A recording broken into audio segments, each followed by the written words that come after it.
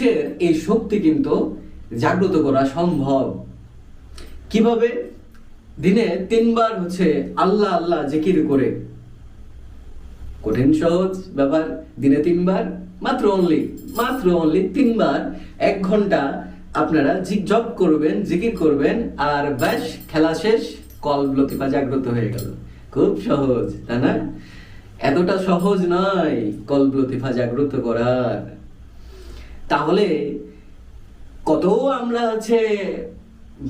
বহুত মানুষ আছে যাই না মাঝে বসে আল্লাহ আল্লাহ আল্লাহ জিকির করতেছে, আবার এই জিকিরের মধ্যে আবার চিন্তা করতেছে যে আমি আমার ছোট মেয়েকে, আমার বড় বোনকে, আমার ছোট ভাইকে, আমার প্রতিবেশীকে কিভাবে 1 ইঞ্চি মাটি কম দিয়ে আমরা ঠকাবো।